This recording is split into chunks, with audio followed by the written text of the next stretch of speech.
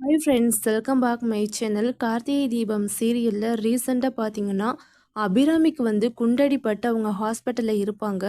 அதுக்கு தீபா பரிகாரம் செய்கிறேன் அப்படின்னு சொல்லிட்டு ஒரு பீப்பாய்க்குள்ள உக்காந்து தன்னோட உயிரையே கொடுத்து பரிகாரம் செய்கிற மாதிரியான ஒரு சீனை வந்து எடுத்திருப்பாங்க. அப்போ அந்த பீப்பாய்க்குள்ள உக்காந்து அந்த ஷூட்டிங் எடுக்கிறப்ப பார்த்தீங்கன்னா தீபாவுக்கு பயங்கரமாக அடிபட்டிருக்குது. அவங்களுடைய கை, கால், ஷோல்டர் இந்த இடம் பார்த்தீங்கன்னா கீறப்பட்டு ரொம்பவே வந்து பிளட்டெல்லாம் வந்து பேண்டேஜ்லாம் வந்து ஒட்டுற அளவுக்கு அவங்களுடைய உடம்புல நிறைய கீறல் வந்து ஏற்பட்டிருக்குது. அதையும் அவங்களுடைய இன்ஸ்டா பேஜில் வந்து ஷேர் பண்ணியிருக்கிறாங்க. இந்த ஒரு ஷூட்டிங் பார்த்தீங்கன்னா ரொம்பவே வந்து கஷ்டமாக இருந்தது. ஏன்னா ஒரு சின்ன குழந்தை இறங்கி உட்கார வேண்டிய அந்த பீப்பாய்க்குள்ள நான் போய் உட்காந்ததுனால கம்ஃபர்டபுளாகவே இல்லை. உட்காரதுக்கும் இடமும் பத்தலை. ரொம்பவே வந்து அந்த இடம் இறுக்கமாக இருந்ததுனால எனக்கு ஒரு சில இடத்துலலாம் வந்து அடிபட்டுருச்சு.